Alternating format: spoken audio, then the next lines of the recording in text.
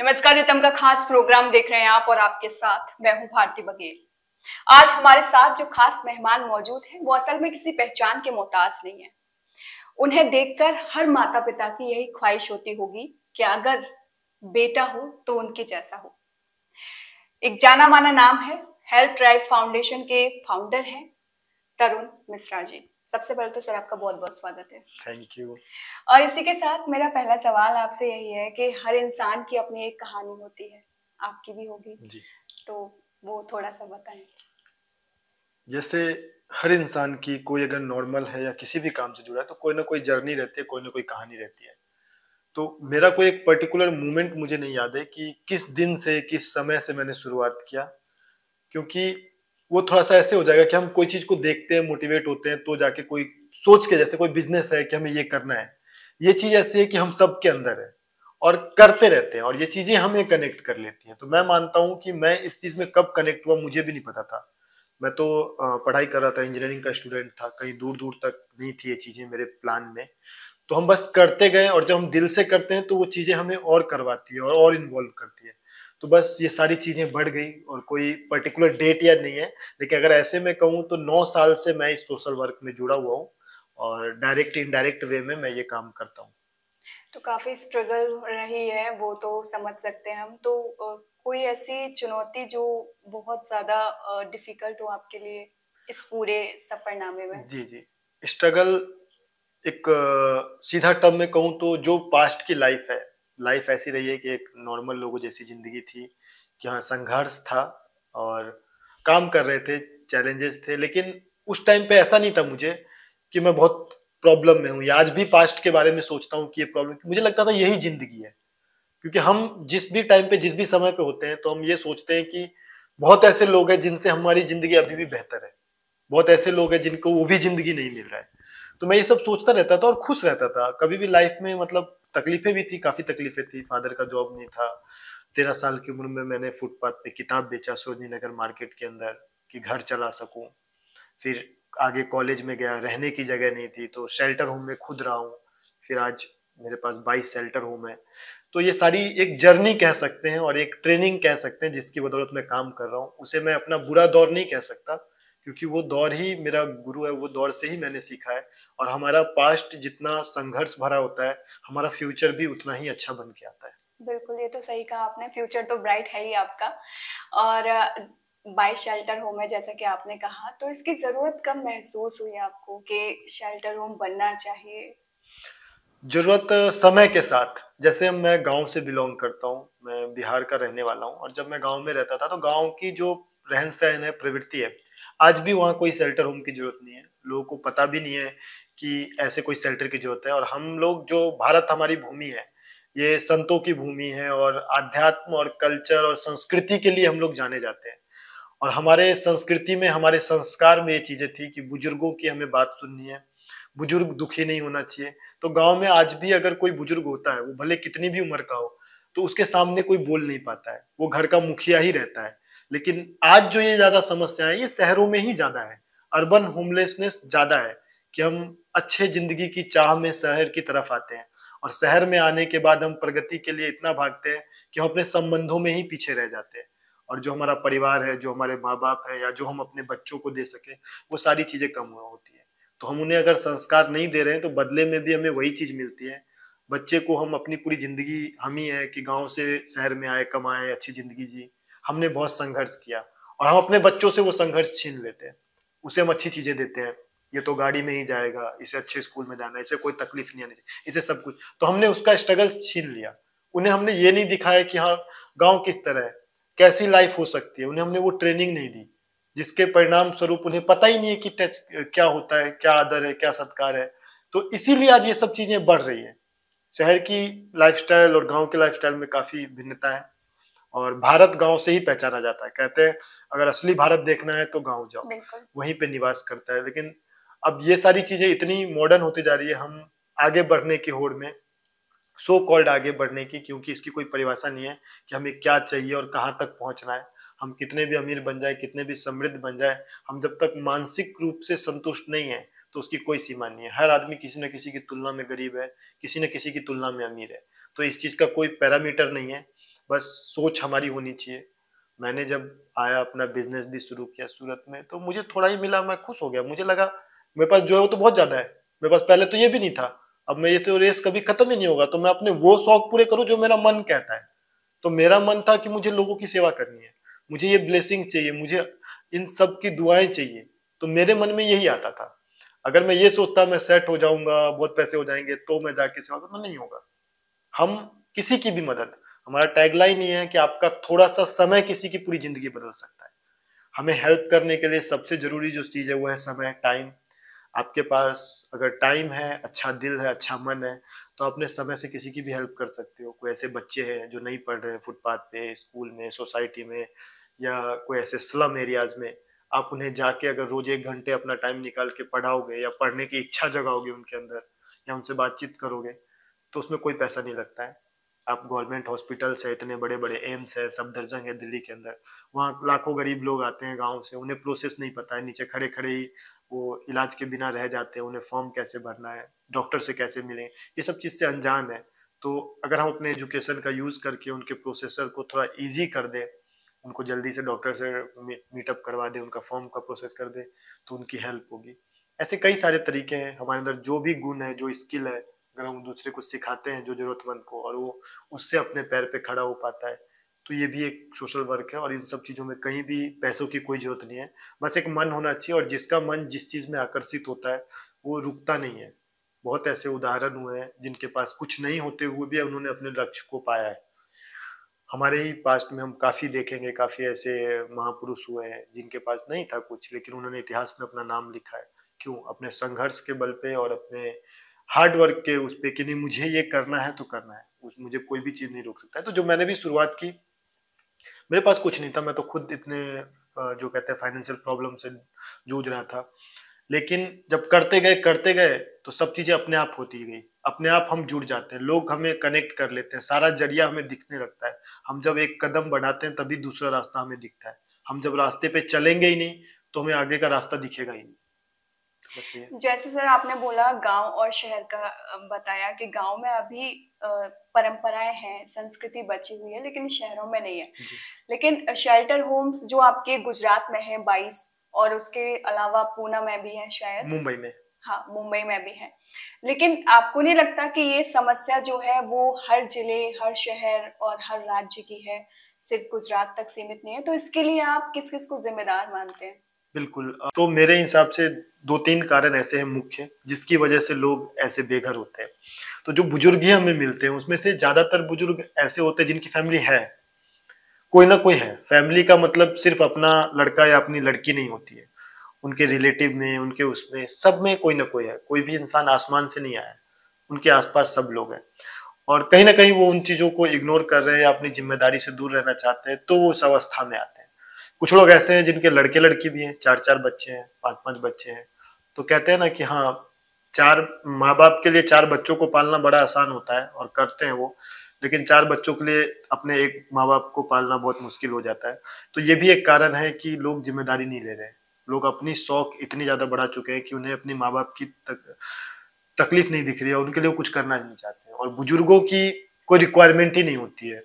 खाने पीने का तो मैं प्रॉब्लम नहीं कहूंगा, उनकी डाइट 1-2 रोटी की होती है, उससे ज्यादा नहीं खाते हैं। जो मेन समस्या आती है वो होती है केयर की, उनसे बात करने की, उनको टाइम देने की। तो वो नहीं है आज के लोगों के पास। कोई भी पेरेंट्स अगर पैरालाइज्ड हो गया, बेड रिडन हो गया, या घर में भी है, अभी तो चलो आप कहोगे कि जो जरूरतमंद है वो वृद्धाश्रम में रह रहे हैं, लेकिन अभी ऐसे क्लब्स बन रहे हैं, सीनियर सिटीजन क्लब्स, जो ऐसे जो समृद्ध लोग हैं, उनके बच्चे भी सही हैं, घर में कोई प्रॉब्लम भी नहीं है, लेकिन वो बुजुर्ग भी वहां जा रहे हैं। तो प्रॉब्लम यहाँ आ रहा है कि उनके साथ बात करने वाला कोई नहीं है, उनको सुनने वाला कोई नहीं है। जो इंसान पूरी जिंदगी अपनी मेहनत करता है, 60-70-80 की उम्र में आता है, और पूरी जिंदगी की उसकी एक संघर्ष, के हर आदमी अपनी नजर में हीरो होता है, उसकी एक संघर्ष की कहानी होती है, और उन्हें अच्छा लगता है। जैसे हम गांव में ही देखते थे अपने पुराने समय कि हमारे दादा होते थे, अपनी कहानी सुनाते थे, 5 लोग घेर के उन्हें सुन रहे होते थे। आज उन्हें सुनने वाला एक भी नहीं है, तो उन्हें बस अपनी बात कहनी होती है, और कोई उनकी बात को सुने, वही उनके लिए खाना है, वही उनके लिए संतोष है। तो ये चीजें नहीं मिल रही है, कनेक्शन खत्म हो गया, बच्चे उन्हें समय नहीं दे रहे, उन्हें सम्मान नहीं दे रहे। बुजुर्गों की जो भूख है वो सिर्फ सम्मान की है और थोड़े समय की है। जैसे आप भी युवा हैं और आपकी सोच वाकई में बहुत अच्छी है और बहुत अच्छा आप काम कर रहे हैं, लेकिन हम आज के युवा को देखें तो वो किसी और ही दिशा में भटका हुआ है। तो इस पर आपकी क्या टिप्पणी है? मैं कभी भी किसी को लेके जजमेंटल नहीं रहता हूँ कि मैं किसी को गलत ठहरा हूँ या किसी के विचार को गलत ठहरा हूँ। हर कोई अपने मन के शांति के लिए, एंटरटेनमेंट के लिए कुछ ना कुछ करता है। कुछ लोगों को डांस करने से सुकून मिलता है, कुछ लोगों को घूमने से, ट्रैवलिंग करने से सुकून मिलता है, कुछ लोगों को पढ़ने से सुकून मिलता है, कुछ लोगों को, सबके अपने अपने हॉबीज हैं। कुछ को क्लबिंग करने से अच्छा लगता है। मुझे इस चीज से सुकून मिलता है। मैं कोई भी समाज पे किसी पे उपकार नहीं कर रहा हूँ। हम कोई होते ही नहीं है किसी का अच्छा करने वाले। मेरे बाद भी ये चीजें होती रहेंगी, प्रॉब्लम भी आएंगी, सॉल्यूशन भी आएगा। मेरे से पहले भी होती आ रही थी, सिर्फ मेरे तक ही सीमित नहीं है वो। मेरा लक ऐसा है या मैं खुश नसीब हूं कि मैं इस चीज को कर रहा हूँ। और मैं इस चीज को इसलिए कर रहा हूँ, मैं कोई समाज पे उपकार नहीं कर रहा हूँ। मेरे को ये चीज करने से अच्छा लग रहा है, मुझे कॉन्फिडेंस आ रहा है। आप जैसे अपने हॉबी की चीज डांस करते हो, आपको खुशी मिलती है, रिफ्रेश हो जाते हो। तो मैं ये करके रिफ्रेश होता हूँ, मुझे मजा आता है। मुझे टाइम टाइम नहीं लगता है, रात के 2 बज जाए 3 बज जाए, मैं उसमें इन्वॉल्व होता हूँ। तो मुझे लगता ही नहीं कि मैं कोई काम वाम कर रहा हूँ। मुझे वो चीजें मेरी हॉबी है। तो जो चीज, जिस चीज के अट्रैक्ट हो चुका है जिन लोगों के लिए, वो वही करेंगे। आप उन्हें बताओगे ये चीजें तो उसके वो 10 नेगेटिव साइड ढूंढ लेंगे। आप भी जो चीज आप नहीं कर रहे हो उसके आपको नेगेटिव साइड बोले, आप 10 ढूंढोगे। कल को आप वो करने लगोगे तो फिर आप उसको प्रोटेक्ट करने के भी 10 साइड ढूंढोगे। तो सारी चीजें डिबेट पे आके खत्म हो जाती है। हम किसी भी चीज को लेके जजमेंटल नहीं हो सकते कि मैं कर रहा हूं तो मैं सबसे सही हूं दुनिया में, मैं इस तरह का अहंकार पाल लूं, मैं कहूँ सब बेकार है, सब कुछ नहीं कर रहे हैं, सब टाइम पास कर रहे हैं, सबकी सोच ऐसे है, मैं सबको कोसना शुरू कर दूं। तो ये कहीं से उचित नहीं होगा। हम जो करते हैं अपनी खुशी के लिए करते हैं।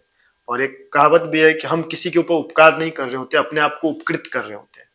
मुझे ये मौका मिला है तो ईश्वर इसके बदले में मुझे बहुत कुछ रिटर्न दे रहा है, जो मेरी आशा नहीं थी, लेकिन वो किसी का नहीं रखता है। आप अगर किसी के लिए एक हेल्प करोगे, भगवान आपको 5 करके देगा। आज मैं अगर लोगों की हेल्प कर रहा हूं, उसके बदले में जो मान सम्मान, ये सब चीजें, ये भी उसकी कीमत ही है। ये मैं कैसे भूल सकता हूँ कि आज अगर मुझे कोई बुला रहे हैं, सम्मान दे रहे हैं, मैं तो कहीं से बिलोंग ही नहीं करता था, मेरी तो कोई आइडेंटिटी नहीं थी, लेकिन आज मुझे क्यों मिल रहा है? तो उनकी दुआओं का असर है। तो कुछ भी व्यर्थ नहीं जाता है, हर चीज का मोल है, और मोल अलग अलग होता है। बिल्कुल। जब आप सड़कों से रेस्क्यू करके लाते हैं खास करके बुजुर्ग माता पिता को, बुजुर्गों को, तो एक तो उनकी शारीरिक हालत होती है जो दिखती है, और एक उनकी मानसिक स्थिति होती है। तो आप काफी, मैंने देखा आप बहुत ज्यादा टच में रहते हो और बहुत ज्यादा अपनापन आपकी वीडियोस में दिखाई देता है। तो आपने फील किया कभी उनकी जो आंतरिक स्थिति होती है वो क्या होती है, क्या सोच रहे होते हैं, क्या चल रहा होता है उनके दिमाग में? जी, ये चीजें ऐसी हैं कि अगर आपके अंदर भावना नहीं है या आप दिल से नहीं कर रहे हो। आजकल काफी ट्रेंड हो गया है, लोग सोशल मीडिया पे भी वीडियोस बना रहे हैं, अभी ट्रेंडिंग में देख रहा हूँ। कुछ भी करते हुए कर रहे हैं, बना रहे हैं, मैं उनको कमेंट नहीं करूंगा, चलो किसी की हेल्प हो रही है, अच्छी बात है। लेकिन 2 चीजें होती है, कुछ लोग जो होते हैं वो सोशल मीडिया के लिए सोशल वर्क कर रहे हैं, और कुछ लोग सोशल वर्क के लिए सोशल मीडिया का इस्तेमाल कर रहे हैं। मेरा सोशल मीडिया पे स्विच होने का रीजन था, मैं बताया जैसा कि मैं 8-9 साल से मैं ये काम कर रहा हूँ, सोशल मीडिया पे मैं 1.5-2 साल से एक्टिव हूँ। मेरा उसका रीजन था कि मैं जहां पे नहीं पहुंच पाया। आपका जो पहला प्रश्न था कि बच्चों से आप क्या कहना चाहेंगे, तो मेरा यही कहने का मतलब है कि हमारे बच्चे वही करते हैं जो सीख देखते हैं। बिल्कुल। जो छोटे बच्चे हैं आज रील्स देख रहे हैं, मोबाइल देख रहे हैं, उनको डांस दिख रहा है तो घर में आके डांस कर रहे हैं, कोई कॉमेडी के लाइंस देख रहे हैं तो कॉमेडी कर रहे हैं। तो जो चीज दिख रहे हैं उससे वो इन्फ्लुएंस्ड हो रहे हैं।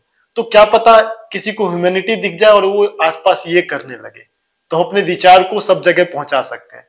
तो ये कारण था कि मैं अगर किसी एक सिटी में करूंगा, आपने कहा कि आपके शेल्टर सूरत में है, मुंबई में, लेकिन समस्या तो सभी जगह है, तो उससे आप सॉल्यूशन लाओगे।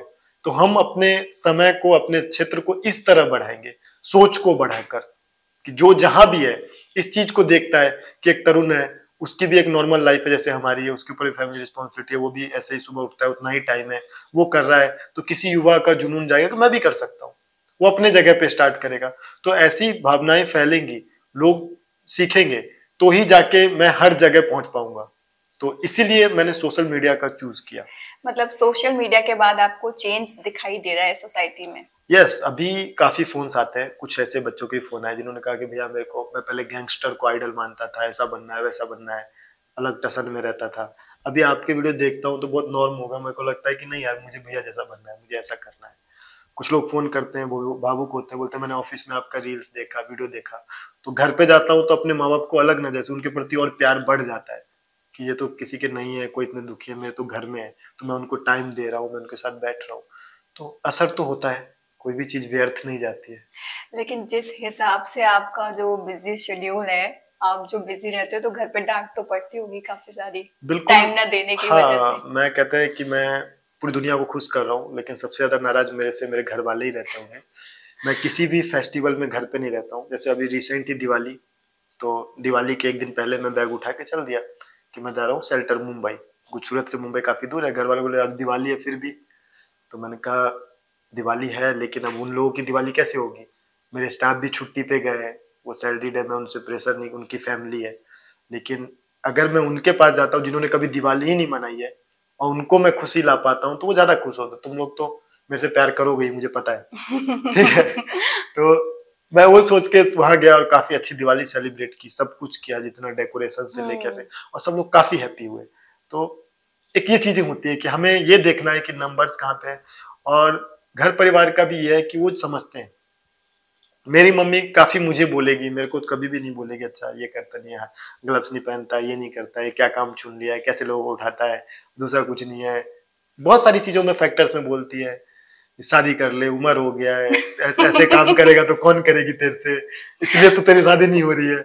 मैं कहा नहीं हो रही है, कोई मैं सुन लेता हूँ, माँ है, माँ का एक एंगल अलग होता है देखने का। तो वो सारी चीजें चलती रहती है घर में, डांट फटकार कोई भी कितना भी है तो परिवार में और घर में तो वैसा ही है। लेकिन सरप्राइज मिला, कुछ दिन पहले एक न्यूज इंटरव्यू था, तो मेरे घर पे फर्स्ट टाइम शूट हुआ था मम्मी का। अच्छा। तो वो बहुत बढ़ के तारीफ कर रही थी, तो मैं भी शॉक्ड था। मेरे को लगा, मेरे को डर लगता था, मैं कभी नहीं ले जाता था मम्मी के पास किसी को, ये तो बोलने लगेंगी उल्टा सीधा। लेकिन जब वो कैमरा चलो न्यूज वाले, तो वो बहुत बढ़ के बोले हमने कभी सोचा नहीं था, हमें बहुत गर्व होता है, टीवी पे देखती हूँ इतने सारे की सेवा कर रहा है, और मेरा लड़का है, मेरे पास नहीं रहता, तो ये सोच के संतोष कर लेती हूँ कि इतने सारे लोगों की सेवा कर। तो बड़ा आश्चर्य लगा कि चलो सोचते तो सब है, मैं गलत था। कहीं नहीं, वो संस्कार ही है जिसकी वजह से आप इतना बेहतर काम कर रहे हैं। तो ये समझ में आया कि शेल्टर होम से चलिए ठीक है, एक ठिकाना मिल जाता है, लेकिन आपको ये नहीं लगता कि शेल्टर होम से बाहरी शांति तो मिल जाती है, लेकिन जो सुकून होता है, जैसे आपने बोला कि फैमिली में जाके अलग ही सुकून मिलता है, तो जो सुकून होता है, जो शांति होती है, वो अपनों के बीच ही मिलती है, अपने बेटा, अपने बेटी, अपने बहू, इनके बीच। तो इसके लिए और क्या कुछ कर सकते हैं हम? बिल्कुल। ये जो वृद्धाश्रम है, खासकर शेल्टर होम, वृद्धाश्रम, ओल्ड एज होम, ये कोई चॉइस नहीं है, और ये अच्छी जगह हो ही नहीं सकती है। ये तो एक समाज की मजबूरी है। कोई भी वृद्धाश्रम या कोई भी वो जो परिवार में सुख होता है वो नहीं दे सकता है। वो तो चलो ये है कि जिनको कुछ नहीं मिल रहा है तो कुछ मिल रहा है, ये हमारा विकल्प है। ये हमारे जो ऐसा स्ट्रक्चर बन गया, उसका एक विकल्प आ गया है कि हाँ उन्हें रहना है, और वहां पे उनको चलो बेसिक चीजें मिल रही है, लेकिन वो संतोष नहीं है। असली संतोष फैमिली में ही होता है। लेकिन परिवार जब ऐसा हो जाए कि वो वहां रख नहीं रहा है, तो वो स्वेच्छा से, कई लोग तो सब कुछ होते हुए भी छोड़ के चले जाते हैं कि नहीं रहना है इनके बीच में, उन्हें वो शांति नहीं मिल रही है। कोई भी माँ बाप अपने बच्चों को पढ़ाता है, कुछ उसको बनाता है कि मैं बुढ़ापे में इस चीज का आनंद ले पाऊंगा कि मेरा लड़का ये कर रहा है, उसको देखता है, मेरी लड़की ये कर रही है, और उसके तरक्की में वो अपनी तरक्की फील करता है। तो जब ये सब चीजें हमारे समाज से विलुप्त हो रही है, वो फीलिंग्स विलुप्त हो रही है, तो ये विकल्प में वृद्धाश्रम बढ़ रहे हैं, और अभी इतनी ज्यादा बढ़ रहे हैं कि अभी बहुत कॉमन हो गया है, और आने वाले टाइम में तो मुझे लगता है कि और ज्यादा बढ़ेंगे, क्योंकि समय को कोई नहीं रोक सकता है। हम आप इस समय के पात्र हैं। समय अपने हिसाब से चल रहा है, जिस तरह की हम कह रहे हैं सो कॉल्ड डेवलप्ड, प्रगति, तरक्की, वेस्टर्न कल्चर, सब चीज कर रहे हैं। वेस्टर्न कल्चर नहीं कह सकते, शायद प्रभाव वेस्टर्न में भी शायद ऐसा कल्चर ना हो। हम वेस्टर्न नहीं है, वेस्टर्न वेस्टर्न है, लेकिन उसका प्रभाव तो हम ले रहे हैं। यस। और प्रभाव ऐसा है कि कभी क्या होता है ना, सीखने वाला जो होता है ना, वो जो एक्चुअल में सिखाने वाला है उससे ज्यादा करने की सोचता है। हम अगर वेस्टर्न देखते भी हैं तो आप उनसे वो चीजें देख रहे हो, चलो वो ऐसा कर रहे हैं, लेकिन आप वो ऐसा कर रहे हो जैसा वो भी नहीं कर रहे, तो आप कुछ एक्स्ट्रा करने, क्योंकि वो आपकी पहचान नहीं है। और जब आप किसी दूसरे की पहचान को धारण करोगे तो उसमें आप बेहतर करने के चक्कर में गलत ही करोगे। हमारी जो संरचना है, हमारी जो संस्कृति है, वो बिल्कुल भिन्न है। ये देवों की भूमि रही है। यहाँ पे हमेशा आज भी जो है मर्यादा, संस्कार, परिवार, सम्मेलन, ये सब चीजें हमारी धरोहर है। हम परिवार सीखते हैं। गांव में आप जाइए या ऐसे आप निम्न वर्गों से सीखे जिन्हें आप कहते हैं कि वो तो कुछ नहीं किया जिंदगी में, वो फिर भी अच्छे हैं। जब हम सड़क से ही गुजरते हैं, कोई झोपड़े पे नजर डालिए, वहां पे अगर 4 लोगों का परिवार है, वो खुश दिखेंगे। वाइफ है, बच्चे हैं, भले वो रोड पे उनके पास कोई सुविधा नहीं है, लेकिन वो एक अलग वो उत्साह है। सब एक दूसरे हंस भी रहे होते हैं, मजाक भी कर रहे होते हैं। ये नहीं कि वो वहां पे तो उनकी हंसी चली गई, चूल्हे पे खाना बना रहे हैं, बैठ के वही खा रहे हैं। उसकी जगह पे आप कई बड़े बड़े बंगलोज में भी चले जाएंगे, लोग एक दूसरे से बात नहीं कर रहे। तो कौन अमीर है? किसको आप कहिएगा कि वो अमीर है? तो ये सारी चीजें हम बस सोचे जा रहे हैं। गांव में मैं मजदूरों को देखता हूँ, उनके आंख में वो नमी है। उनके परिवार का कोई मुखिया बीमार होता है, वो काम वाम जॉब वॉब छोड़ के जमीन बेच के आके 2-2 महीने रोड पे गार्डन में सो रहे हैं, उनकी इलाज करवा रहे हैं, उनको ठीक कर रहे हैं। उनके लिए सबसे बड़ा प्रायोरिटी है ये ठीक हो जाए। लेकिन आज जब माँ बाप मर भी जा रहे हैं तो फॉरेन से नहीं आ रहे कि मेरा पीआर कैंसिल हो जाएगा। मैं ये अपने एक्सपीरियंस से बता रहा हूँ। एक ऐसा केस हुआ था कि हाँ, यहाँ पे मदर फादर की डेथ हुई थी, तो बच्चे उनके फॉरेन में थे, तो उनको आने का था दिन। तो बोले अभी जस्ट मेरा पीक पे है, पीआर का प्रोसेस चल रहा है, अगर मैं आता हूँ तो मेरी पूरी करियर खत्म हो जाएगी, तो मैं पैसे भेज देता हूँ, किसी को बोला अपने फ्रेंड को उनका कर दो। तो यहाँ हम आके उलझ रहे हैं। तो हमें उनसे सीखना चाहिए संबंध निभाना, क्योंकि वो अभी भी उसी तरह से सोच रहे हैं। प्रगति करो, प्रगति अपने काम में लाओ, प्रगति अपने समाज में लाओ। प्रगति का मतलब ये नहीं है कि आप अपनी जो मूल पहचान है वही भूल जाओ। आप शहर को मेट्रो सिटी बना रहे हो, बड़े बड़े बिल्डिंग्स बना रहे हो, सब चीज बना रहे हो, लेकिन उसके नीचे अगर 10 गरीब रो रहा है, कोई बुजुर्ग तड़प पड़ा है, तो वो मुझे प्रगति नहीं दिखता है। तो नजर हमेशा ऊपर नहीं नीचे होनी चाहिए। मैं आज भी ट्रेवल करता हूँ, मेरी आंख हमेशा वो फुटपाथ के बीच का जगह देखती है, कौन सोया है उस पे सोचती है। ट्रैफिक पे जब बच्चे मांगने आते हैं, इन पे सोचता हूँ ये कौन है, क्यों है ऐसे। अक्सर हम देखते हैं, आते हैं, शीशे खटखटाते हैं, हम शीशे नीचे करते हैं, 10 रुपए देते हैं, हमें लगता है हमने बहुत बड़ा पुण्य कर दिया। हम उन्हें मानसिक विकलांग बना रहे होते हैं। वो बच्चे जिन्होंने अभी कुछ नहीं देखा है, उनको नहीं पता है क्या करना है, उनको घर वाले या बच्चे, उनके पेरेंट्स की ऐसी सोच होगी कि चलो भेज देते हैं। वो दिन भर में 500-1000 रुपए ला रहे हैं, महीने का 30,000 हो गया, उनकी जरूरत पूरी हो रही है। उनको लग रहा है इससे बेटर विकल्प ही नहीं है, क्यों पढ़े, क्यों कहीं जाए।